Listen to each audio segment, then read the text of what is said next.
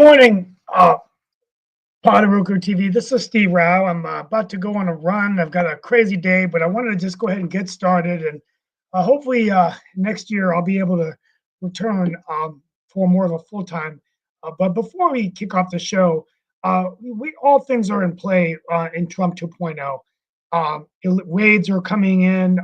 Folks are being deported. Speaker of the legislature just this week announced that they will be cooperating with ICE in North Carolina.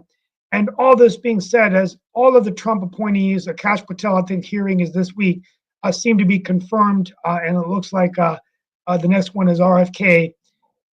All eyes are also on the AI from China, DeepSeek, which has really had stock markets tumble down, and the world is in a turbulent place. So what does this mean for the future of American politics? What does this mean for the Democratic Party?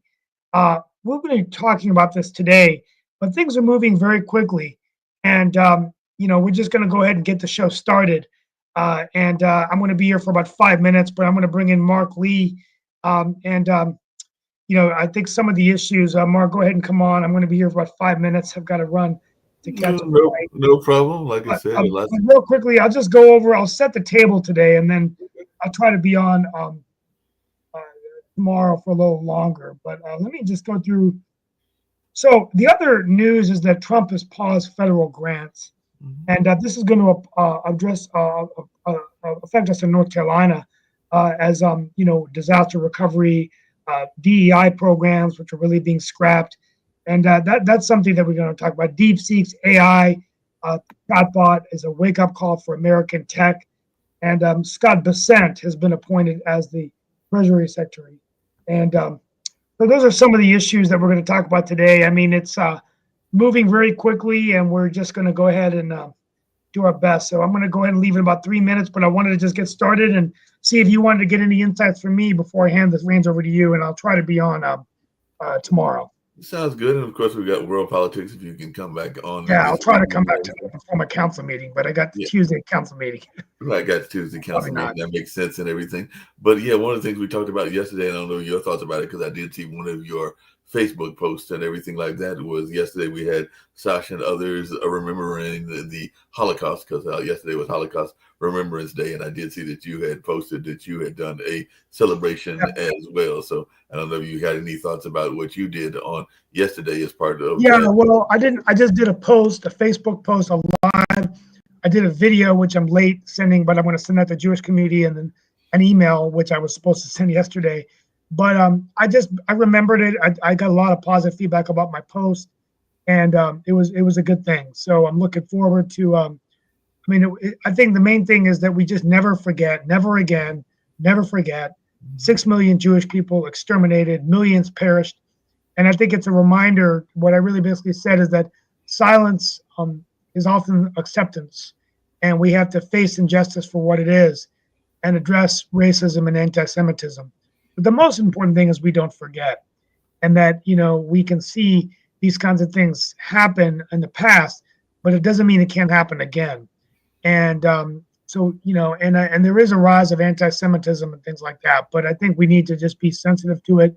Pray for the Jewish people. Pray for our world, that we can, make sure that we're passing that on to the next generation.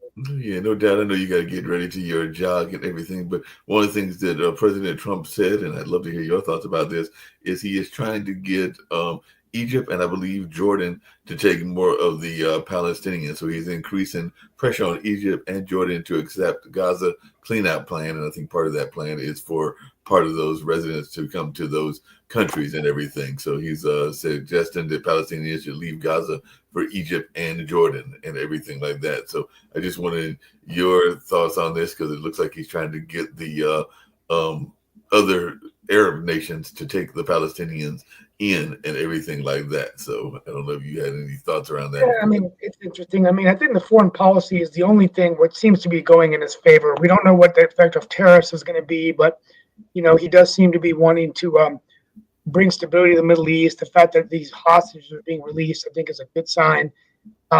He's got a Jewish son-in-law. I think the Trump administration will support Israel, but he is navigating through some of these waters, and I do think Rubio is, relatively, I mean, a little bit of a turncoat that he was an anti-Trump. Now he's back in Trump's corner.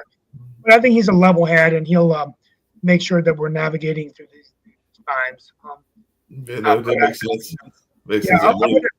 I'll be Just back. really quickly, one of the other things that is right up your alley and everything, because I know that you are of Indian descent, and apparently earlier today, India and China have Yeah, agreed to resume yeah, direct flights after nearly 5 years. And China yeah. It is looks like things are getting better between those two countries, which is a good sign. So we'll see what that means. And I know. I mean, that's interesting, right? China and India working together. I mean, it's almost like India is the number 3 economy in the world. China's number 1, on their way to be number 1, and I think it's kind of an interesting thing that they want to kind of work with each other. I think Premier Xi sees India on the rise, and and I think and then also India has strong capabilities in AI. So we'll see where this goes, and I appreciate it. I'm not going on a run. I got back from a run, but I got to go catch a quick trip and then come back for a council meeting. But I'll try to be back by 5, and I'm sorry I had to leave early today. Hey, no problem. You take care of what you got to take care of. I'll read Yeah. some more of the news, and I think other people will be joining us later as well. But yeah, the article does say India and China agreed to resume air travel and settle their economic differences and all along those lines. So it looks like there is going to be some conversation in that space, and definitely they're calling for warmer relations, but apparently they did not make a public mention of the border. And you mentioned AI, and apparently the Vatican has warned that AI could undermine the foundation of a society. And I see that Nick is joining us. I know you've That's got exactly right. I mean, and everything like that. But Nick, we were just talking about with Steve, because Steve joined us this morning and everything, but we were talking about how apparently, and I know you were having some thoughts about AI, but the Vatican has warned that AI could undermine the foundations of a society and all along those lines. So I guess the Vatican is not being that friendly with AI and everything. So that is one of the stories that came out of Barron's and everything like that, and all along those lines. So yeah, definitely that is something that is going on. As Pope Francis said, he's more concerned about human intelligence than AI. So he's actually saying that he's more concerned about human intelligence versus AI and all along those lines. So the new Vatican document examines the potential and risk of AI and everything like that. So I know that Rick's got some thoughts on that and everything. So definitely it looks like the Vatican is getting in this conversation. So the Pope's warning about artificial intelligence in recent year provide the outline for Antiqua et Nova. This note on the relationship between artificial intelligence and human intelligence is almost the result of a mutual reflection between the dicastery of the doctrine of the faith and the dicastery for culture and education. So it looks like they're getting into this whole conversation around AI, even the folks in the Vatican, because the document lists not only the risk but also the progress associated with AI, which it encourages as part of the of men and women with God. However, it does not avoid the concerns that come with all the innovations whose effects are still unpredictable. So definitely it looks like they are getting into this notion of what AI could do. And like I said, he does seem to be wanting to put more emphasis on human intelligence versus artificial intelligence. And Nick, I think you've got that Mickey Mouse thing going on again as well and everything like that. But Rick, any thoughts about this notion? I've had conversations with all these guys. I've had with Chat GPT, with DeepSeek, with Claude AI, the little bit with Grok. All these are AIs, and they're okay. I mean, they're you can have decent chats with them, but they're not brilliant yet. They don't offer any insights beyond what you would get from talking with a bunch of people, which is, I mean, basically they are the collections of a bunch of people that they're trained. They're large language models, which means that they get fed, I don't know, billions of chunks of words that people have written. So they know how words and ideas kind of fit together. So you ask them a question, you're going to get some kind of boiled down version of everything that's been fed on the subject. Yeah, that makes sense. Hopefully, I can get Nick's answer because I know he was sending out that email. But the Vatican on Tuesday, maybe they got that email from you as well. Nick called for governments to keep a close eye on the development of artificial intelligence, warning that technology contains the shadow of evil in its ability to spread misinformation. AI-generated fake media can gradually undermine the foundation of society, said a new text on the ethics of AI written by 2 Vatican departments and approved by Pope Francis. This issue requires careful regulation as misinformation, especially through AI-controlled or influenced media, can spread unintentionally, fueling political polarization and social unrest, it says. So Francis, leader of the 1.4 billion member Catholic Church since 2013, has focused attention on the ethical issues surrounding AI in recent years. So I know you've had some concerns about AI and its use and everything like that. So it looks like the Pope is in your corner. So did you send him your email and you just didn't tell us and everything along those lines? So what is your thoughts around the Pope getting involved in this AI conversation? Well, I sent the email around to everybody. I'll see if I can put it back on here. It's overhyped, way overhyped. And even Bill Gates agreed with me. It's just way overhyped. It has extreme limitations. It will develop at a pretty okay clip, but nothing really extravagant. What is not overhyped, and they're saying, no, AI is misinformation, is not AI spreading misinformation. It's individuals on social media who spread misinformation. That is more of a danger than AI. Okay, so let's just get off of it. And like I challenged the panel, show me something great about AI. And no one could really do it. There wasn't anything that was super revolutionary. Yeah, there's limited developments in terms of they land airplanes better, they play chess a little better, they can even do a little bit better research on medicine, and frankly, the robots are cuter.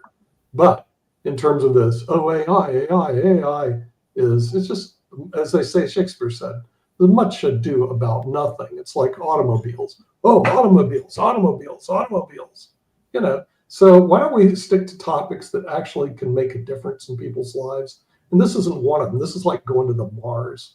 Oh, we go to the Mars, my life would be different. It's all for the sci-fi freaks, but for the people who live on planet Earth, it's really a waste of time as a conversation. I did see that when China came out with another program that NVIDIA takes a $600 billion hit. Well, come on, NVIDIA was way overpriced anyway. Everybody, look at the PE ratio even today, it's 45. Can you imagine if you earn $1,000, that 1,000 is worth 45,000? Not in my lifetime, but that's how price earnings ratios work.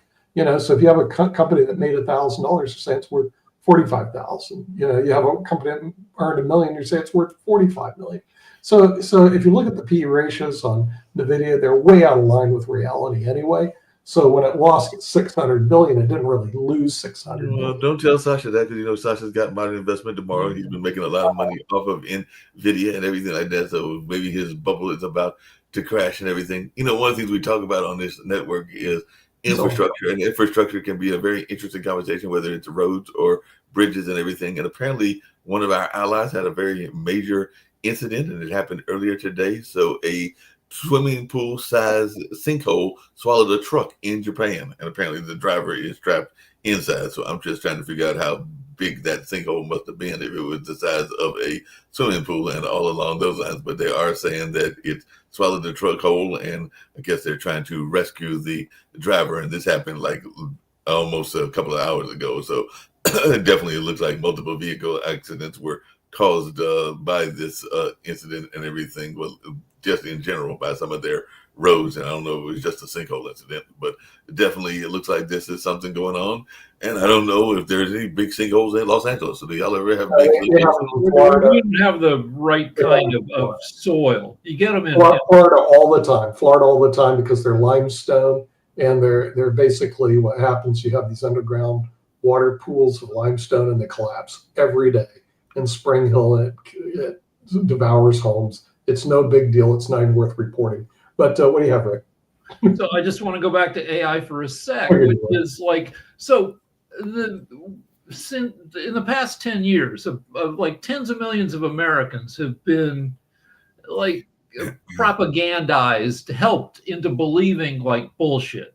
Like when you look at like some of the things people believe on the internet, on Twitter, like like we have a bunch of like actual flat earthers running around, like and they're idiots, but like these are people who have been snowed by bad, like amateurish lies and propaganda. Like, tens of millions of people still think the 2020 election was stolen and refuse to be persuaded otherwise. And I wonder what happens when AI gets better and people start getting propagandized by like better quality bullshit. Does it make more people crazy? Yeah, I mean, the thing is, I see that right now on LinkedIn. Somebody will post something that is obviously just fake, and everybody will just agree to it like it's real. So what you have is you have a remember, Rick. I know your IQ is on the higher end of normal, but you have to realize half the country isn't.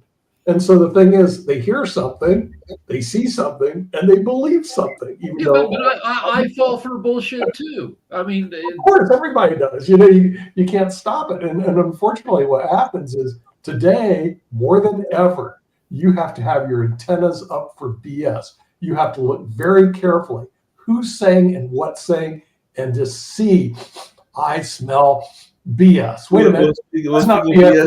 Toby, let's bring Jacoby in. No, speaking of BS and everything, I saw you going to bring Jacoby in and he'll defend AI, but I do have a quick question for Sasha, and then we can go back to AI. Because I did see that the EU has renewed their Russian sanctions and they're calling for unity against Trump. So that's one of the things that I brought up with that I saw that there is a pushback, particularly from the foreign governments against Trump. So they are calling for unity against him, even though they are backing Russian sanctions. So what is our thoughts about this? One, the sanctions, or they be effective and everything, and is there like a big push from the European nations against Trump? And not just the European nations, but as I mentioned yesterday, at least 2 or 3 Latin American countries have also pushed back against Trump and his foreign policy as well. So how much of this is going to be an us against them kind of conversation with Trump and the rest of the world? Well, our now former, I would say, Prime Minister Trudeau, he did one right thing, though. He said that while working with Trump in his first term, he discovered that Trump is a bully who works very well one-on-one, because the U.S. is definitely stronger than any other country, especially economically, okay? So he understand that, and he had to yield something he had to renegotiate or something. So anyway, he was able to handle more or less in Trump's first term. Now in second term, Trump believes that he has absolutely 100% mandate from American people to do just anything what he wants to do. It's not so, because actually he won a tiny minority if you're talking about the overall votes. So that's a questionable position to begin with. Now, when he started attacking country by country by country, so now Canadian trade minister offered to all civilized European nations, including even some Latin American nations, Asian nations, to create a front against U.S. What that means? That would mean that all U.S. products will be subject to tariffs as much as 50%. Indiscriminately, just anything made in America, tariff 50% all over the world. Now, what do you think Trump is going to say? Hey, what's happened? I'm gonna with war with you. I will gonna bomb you. I will gonna tear you down. I will gonna what is he going to do? Most likely, he would want to get back his aggressive tariffs possible, but that may be a little bit too little, too late. It may be that other nations will disagree with that and just impose 50% tariffs anyway. What is Trump going to do? That's the question. That's a good question and everything. Hey, Kim, I'm glad you've joined us and everything. I had a question for you as well, and we can get back to the AI discussion, but everything.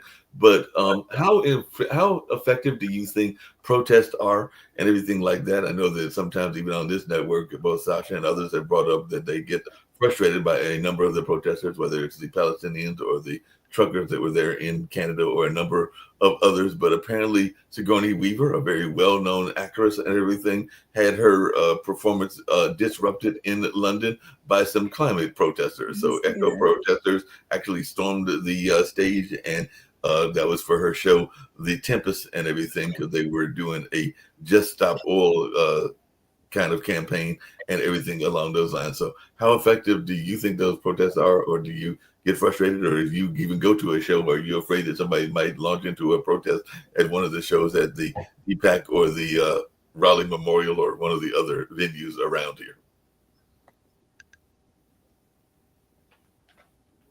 Kim? I don't know if she can hear me. Okay. Any thoughts on that, Rick? Do you? I don't know. I mean, I'm okay with a nice disruption, as long as, like, I remember some of the disruptions of the 70s and 80s. Like, a naked guy ran on stage at the 1974 Oscars. That was fun. Anita Bryant, an anti-gay activist in the late 70s, early 80s, was hit in the face with a pie. I enjoyed that. Yeah, I miss people getting hit in the face with pies, though. I guess now if you did it, you'd be, you might get shot. I don't know.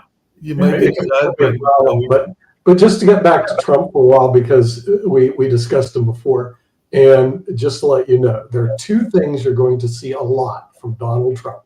Number one, executive orders, because these are two things he can do by himself without having to go through Congress.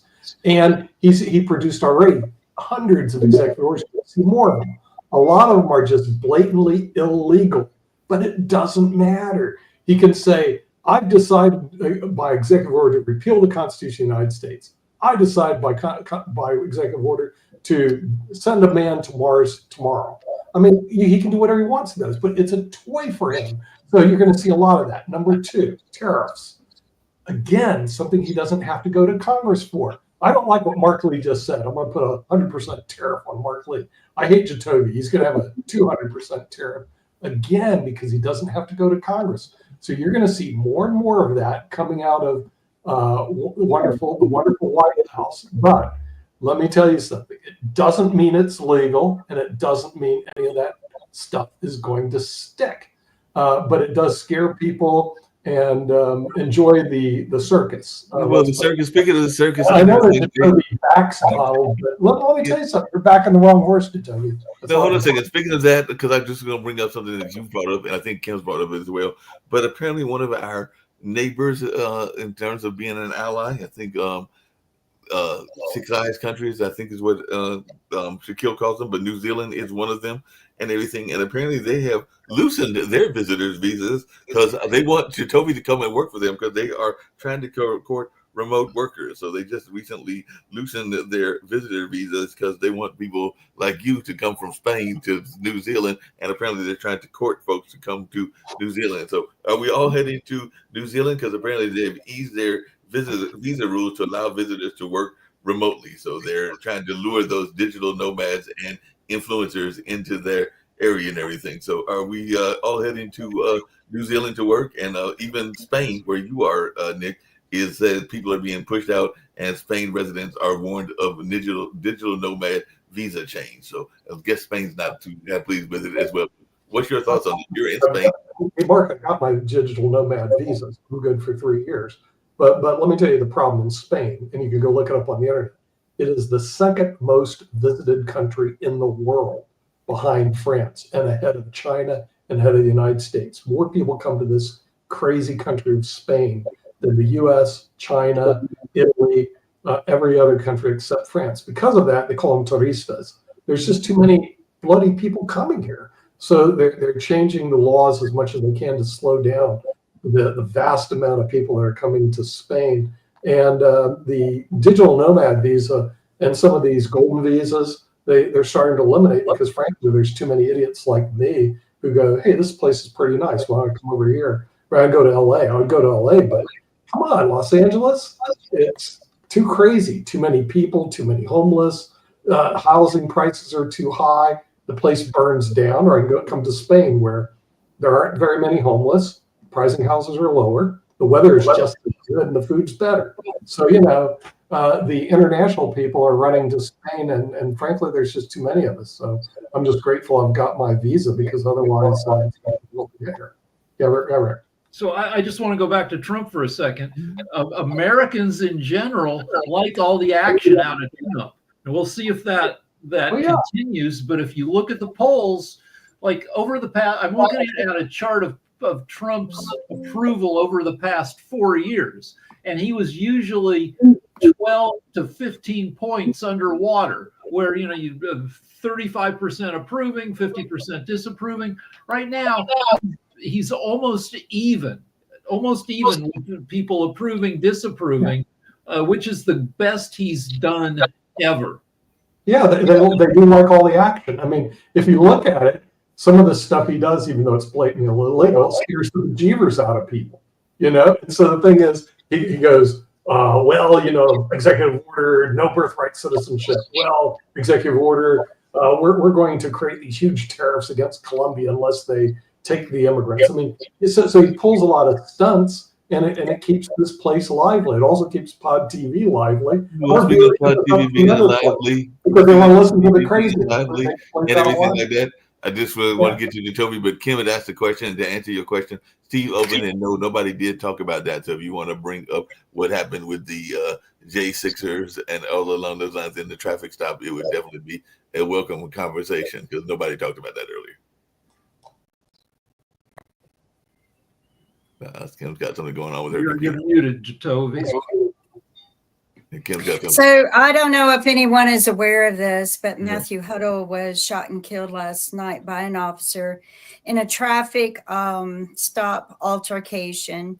The officer's been put on leave and no name released as of date because, I don't know if you know Matthew Huddle's story, but he and his uncle were there. His uncle got more years in prison because he beat an officer with a flagpole in the J6 riots.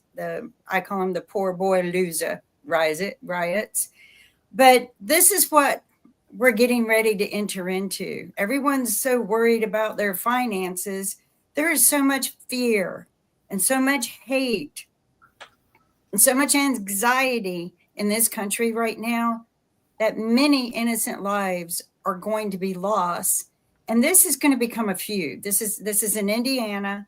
This is going to become the uncle's going to get pissed and probably go try to kill that officer and his family. And then that family is going to retaliate. And then this family, you guys don't believe me, but I swear to you, this is where things are leading. And Trump, his lagership and way of doing business and saying my way or die is causing a commotion in this country that's going to kill many innocent lives that don't. This is unnecessary. 1.6 million people unnecessarily died under the lagership of Trump because he didn't even know how to deal with a pandemic or hire back a pandemic. How many more lives must die before people realize Trump is not a good leader? He's not even a good businessman. And of course, Nick runs off and hides. Love you, Nick. I hope you're feeling better. I would like to add something about that. There is a talk about a great victory for Trump in this affair with Colombia. By the way, the number one, whoever prepared the documents, they spelled the name of the country Colombia wrong. They said Colombia, but Colombia is O instead of U. Colombia, that's the name of the country.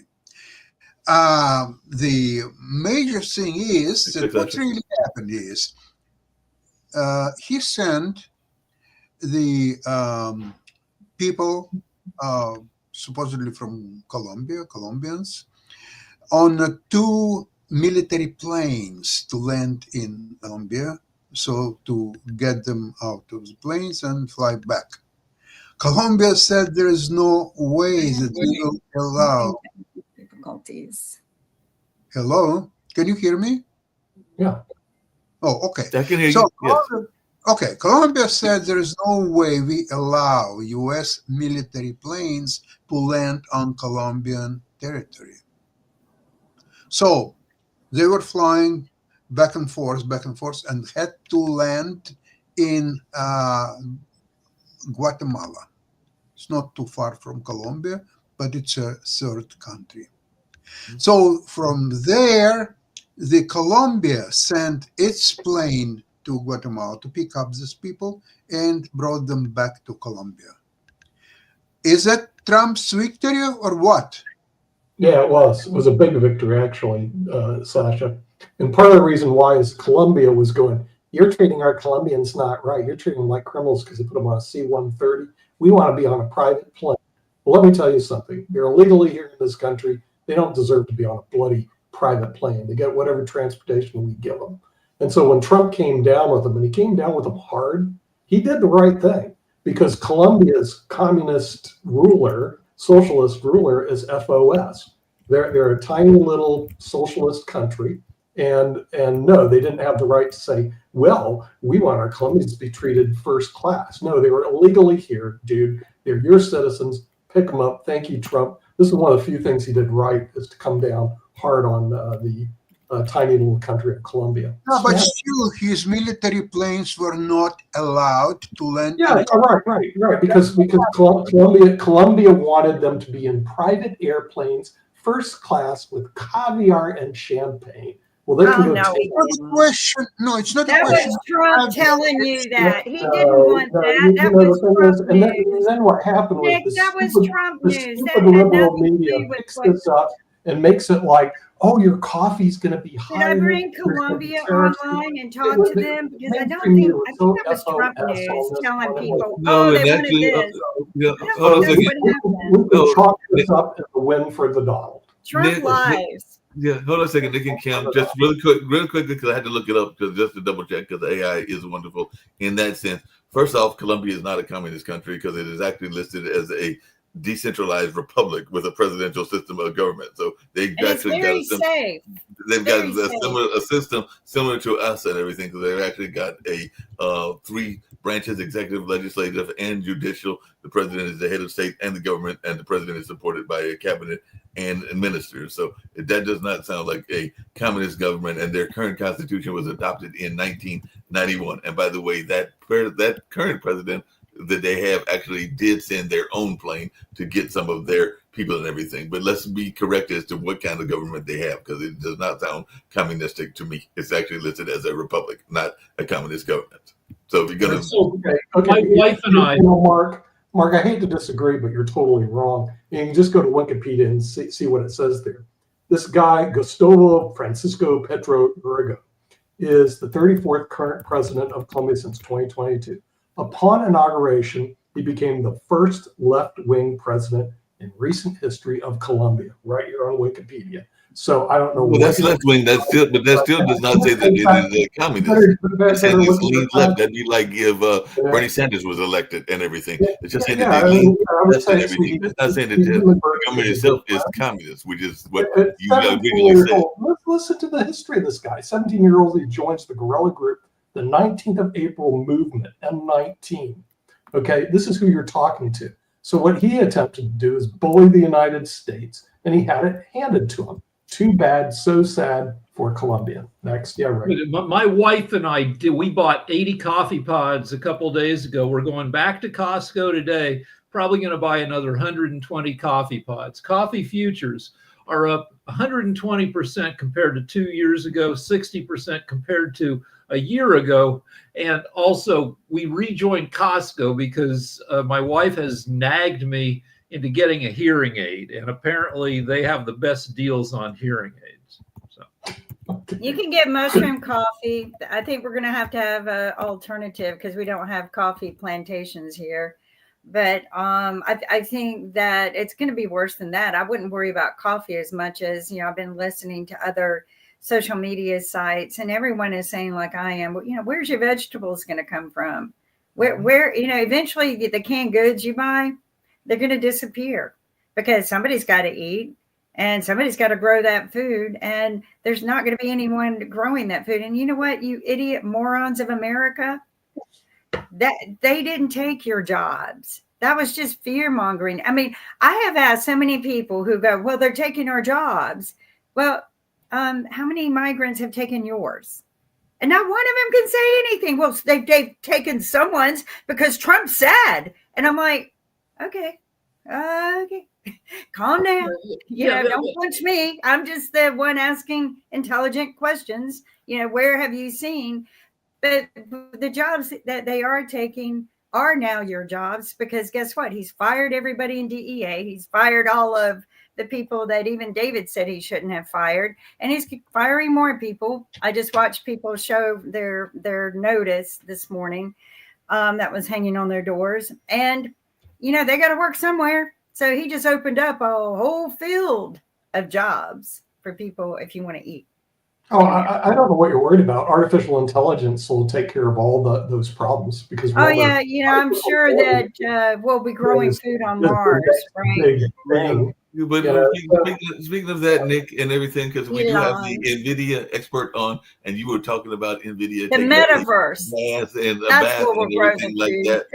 So, Sasha, what is your take? Before you came on, Nick was talking about how NVIDIA had taken a serious crash, and maybe the NVIDIA bubble is about to bust. And I know you've been very, very involved in NVIDIA. So Nick was saying that he was, I guess, a big report where NVIDIA was taking a deep dive, partially because of what's going on. I think it was with a Chinese company and everything along those lines. But he can explain it better than I can. But what is your take on what?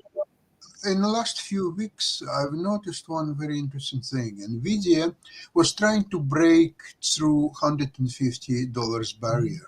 So its shares were trading over 140, reaching 150. Actually, it broke a couple of times 150. But in the last attempt, then it was coming back. The last attempt, it was 148 plus change, and still couldn't even reach 150. So for me, too, it was a sign of a huge resistance. It was a sign of probably changing in leadership in the market. I got out of NVIDIA 75% of my holdings I sold. And now I have a small position with covered calls. That's the only reason why I couldn't or didn't want to get out. I can do it anytime. Still, I think that NVIDIA, it's too early to say whether the Chinese invention, let's put it this way, is a valid competitor to what NVIDIA, and not only NVIDIA, but all artificial intelligence segment of the US market is, what kind of threat is that? It's too early because what they show, it's quite unconvincing. It's very rudimentary artificial intelligence images and so on. But the image itself is not threatening. What's threatening is that it could have achieved supposedly by using much less power, much less costly elements in it. Although they admitted that they use NVIDIA chips. And by the way, NVIDIA calls them an excellent invention. So go and figure out. So I think NVIDIA will stay around. It's not going to disappear, but I think it will have to consolidate. I think around 120 or so back and forth. It will stay there for some time. February 20 something, there is a 22nd, and there is a earning report. It could move shares a little bit higher because their earnings are for 3 months ending January 31st. So it's only last 2 days of January this Chinese phenomena came into play. So I think that their orders and their revenue will remain intact, at least for this quarter. So we'll see. I wouldn't cry the end of the world. The game is to be continued. Well, speaking I of felt bad. I didn't have any NVIDIA. So yesterday when it dropped from 140 something to 120, I bought $1,000 worth. well, that sounds like a good I investment. don't think everything. that's a true bad investment. If anyone knows the background and history of NVIDIA, it's quite interesting. The history was they founded all of this in 1993, three men, one of them who was a senior design chip engineer at IBM. Merging with Taiwanese, of course, he probably took some trade secrets with him, but it was never held against him. I think, later everybody saw the advantage of having a chip company because we quit making chips in the United States. That was a huge career path that was cut, and many people lost good jobs, many good engineers. But the best engineers in the world that I ever worked with in designing things was Americans. We had the creativity and the endless boundary of mind space to invent and create these things. Other countries had the ability to make them better, but they didn't have, I learned many companies just didn't have the ingenuity to create and invent, but they can certainly copy and improve. And I think that that's where that came from. And, people may hate me for saying that, but I've worked for years with different countries, different companies from different countries. And that has been my experience in the engineering field. So I think NVIDIA is a good investment right now because I think you're going to see a higher need and desire for those kind of chips. That makes a lot of sense. Hey, Nick, just really quickly, I got a question for you. I don't think you'll have to worry about it because unless you're going to discover the fountain of youth and live for a long time. But if you got folks that are much younger, like grandkids and great grandkids and stuff like that, there is a new report that says extreme temperature, mostly heat, are expected to kill as many as 2.3 million people in Europe by the end of the century, unless countries get better at reducing carbon pollution and adapting to hotter conditions. So currently cold temperatures kill more people in Europe than heat by large margins, but a team from the London School of Hygiene and Tropical Medicine is looking at the death rates in 854 cities, and they found that as it warms, cold deaths lessen slowly, but heat deaths are soaring. And they're actually saying that with a few reductions in the emissions of greenhouse gases and little adaptations like air conditioning and cooling centers, Italy, southern Spain, where you're at, or Spain is where you're at, I should say, and Greece should see massive increases in the rate of heat deaths due to climate change. On the flip side, much of Scandinavia and the United Kingdom will see fewer temperature-related deaths, mostly due to moderating cold temperatures. So how concerned are you about heat waves, not for yourself, because like I said, none of us on this panel are spring chickens, but for your descendants as they are informed about a impending heat wave in that part of the world? I don't know about y'all, but I was in Texas 2 years ago, decided I would not go back during the summer again. It was July family reunion. Loved the family, but it was 107 degrees on some days. And that was just what they registered on the thermometer, not was what was actually in the sun while you're walking or near the concrete or the sand or no shade. And I have to say, it felt horrific and as if I would die if I didn't get water on a perpetual basis. It was miserable. But I believe that, heat, in some ways you can kind of like protect yourself a little bit better, maybe not in the desert, but in the city, in rural areas where maybe you can find some shade and water. But I think water is going to be what is necessary to sustain the society with this change.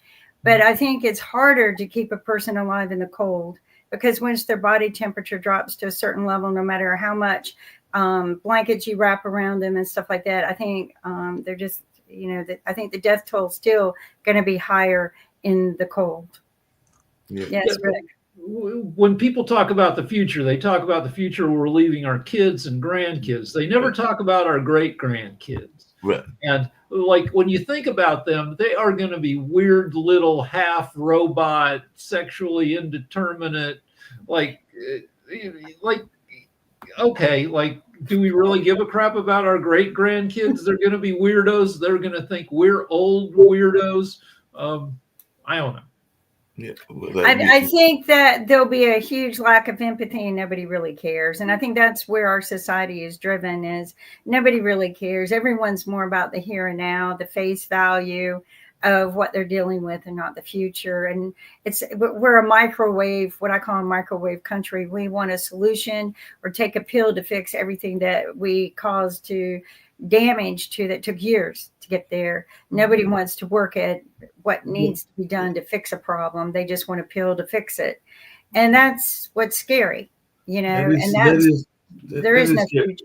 That is scary, Kim. But along those same lines, and I'm going to date myself once again, as I oftentimes do on these shows and everything, but there was a very popular movie that was out. I want to say it was in the 80s, around the Reagan era, but correct me if I'm wrong, Rick, and everything. But it sounds to me like what you're saying is that we are heading back to a Wall Street mentality, if you remember that movie. And that was kind of this mentality of... Yeah, the slogan of that movie was "Greed is good." Right. And yeah, under Republican presidents, there's more a celebration of unfettered, economic liberty. And I have a theory that reality TV plus social media have convinced a bunch of people that they're just inches away from becoming billionaires. I think the show that did a lot of that, younger people may not remember, but the Osbournes, which is Ozzy Osbourne and his wife Sharon and their kids. Right.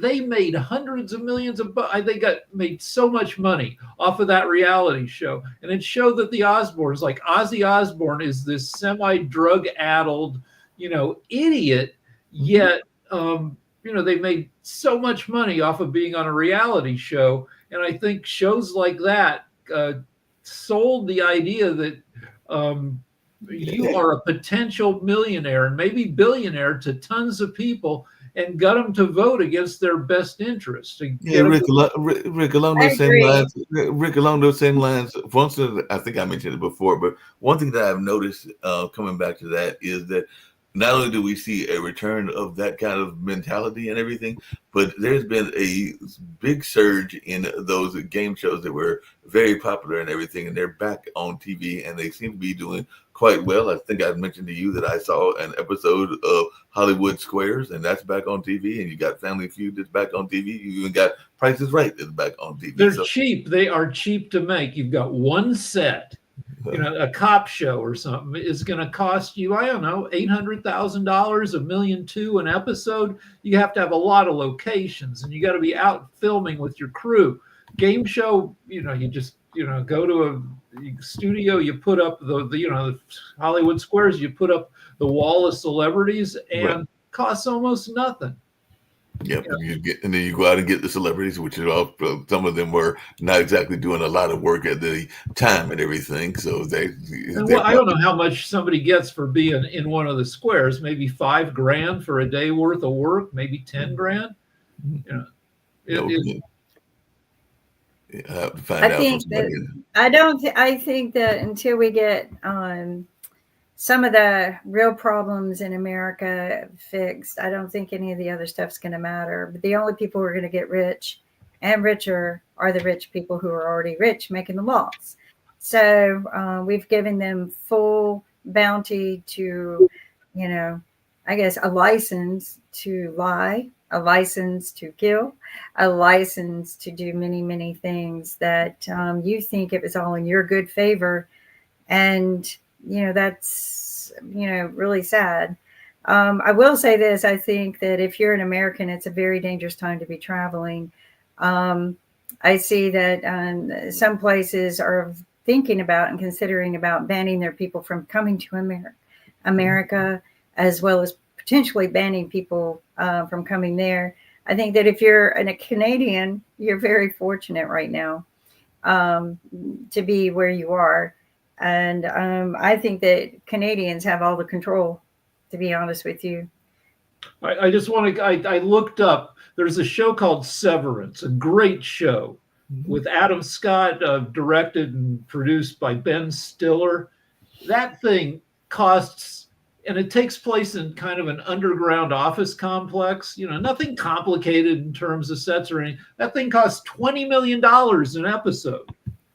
So compare that to Celebrity Family Feud, which gets watched by more people. Where do they get the money for a $20 million episode? And Nick and I, we kind of know a little bit about that. We used to calculate what everything cost. Well, it's an Apple production, I think. Oh, there you go. The economics of streaming is weird because the streamers compete with each other to own the space. So it's not that they want to make a profit now. They're trying to set themselves up to build a competitive moat. Apple is an unusual platform to stream on, and I don't like Apple. It really irritated me. I was watching some Apple TV on the plane, or movies. I didn't know it was Apple. So when I got home and I wanted to watch the rest of the story, they wanted me to pay this ridiculous amount of money to watch the rest of the story. And all that money goes to Apple. They go first, they go, oh, register Apple. Well, I own Apple products. Why am I having to re-register? Oh, subscribe to this. Oh, and I'm like, you know what? Screw it. I don't want to watch the end of that story. So I'm going to write to those writers and producers and tell them the way they distributed it. I don't even care about how it ends anymore. I don't. Yeah. That makes sense and everything. Hey, Rick, you mentioned earlier that you and your wife are getting back into Costco's. I believe it was, not Sam's, but apparently 19 Republican attorney generals have called on Costco to end its diversity, equity, and inclusion policies after the company defended its practices. So in a letter sent to Costco CEO Ron Vaccaris, the state attorney general said the company's decision to double down on its policies goes against the Supreme Court's ruling against affirmative action. So is that part of the reason that you went to Costco's? No, that was coincidental. Target dumped its DEI. Costco said, no, we'll keep doing DEI. And I think it's their right to do it as a company, a lot of people are banning Target because of that decision. Right. A lot of people, I think a lot of people were going to Amazon anyway, and this is going to be Target coming back and using an excuse. Well, people banned us, and that's why we went out of business. But before all of that happened, I went there. I haven't been in a store in a very long time, and especially like a Target, because I just don't like them. They're junky and cause my brain confusion. But Costco I just happen to need something that they might have had that But anyway, I popped in and popped out. But I realized that though they get a lot of business, I don't think it's the banning that's going to cause them to go out of business. I think they were going out of business anyway. If you see all the waste on their shelves, they've got things priced the same item, $2.60, on sale. And there's a sticker on one, $2.63, $3.50, $5, $6. They're all labeled different. That nobody's watching the store. Nobody. I mean, but I get that same confusion from Costco. Like you go there and there's too much going on, and like you leave and it's like, did I really want this 5-pound bag of triangular raviolis? I'll tell you something else that's interesting that I've learned is I have an old freezer, 30 years old or older, and it finally kind of halfway crapped out. So I contacted one of the places that repairs, and they could have quickly asked me, how old is your freezer before they sent someone out, because immediately they look at it and they go, oh, it has the old, it's this year old, it has the old compressor, there's nothing we can do. They could have done that on the phone before charging me $120, which they play this sneaky game. So be careful of repair people, because I guess I could have Googled it first, but I thought, well, I'll hire an honest repair person. They're not. But again, that could have been handled then and there. But what scared me wasn't just that, was, they changed the compressors from the old type Freon, saying that old type Freon was hazardous to our health. But the problem was, the good thing is that it was low pressure, right? So it never leaked into the house, ever. In fact, that's why my freezer lasted for 30 years. It never leaked in the house. The new refrigerators and new freezers were made, when they upgraded from a compressor that uses high pressure. The type of chemical they put in, it's very high. And so it pressures itself out of the compressor into the house. And that's why they crap out in 3 years. And then they usually tell you just need a new refrigerator or a new freezer, and you buy one because the compressors cost too much, but they're going to leak. And they're leaking into your home for all of these years. So last year, they replaced that compressor. Guess what? With the old type, but they labeled it a new value, R600. And they went back to the old compressor, utilizing a higher pressure because it doesn't leak into the environment, but it's the dangerous Freon again. But you can't use the old type of Freon systems because they won't work. But they reverted back because the stuff isn't leaking into your house. Freon is freaking expensive. It's like $120 a pound or well, something. because that's the new legal Freon. They say that's safer for you. And it really, I think they found out it's really not. So all of these years, the people have been breathing in Freon from the refrigerators, if you have a freezer, from your freezers.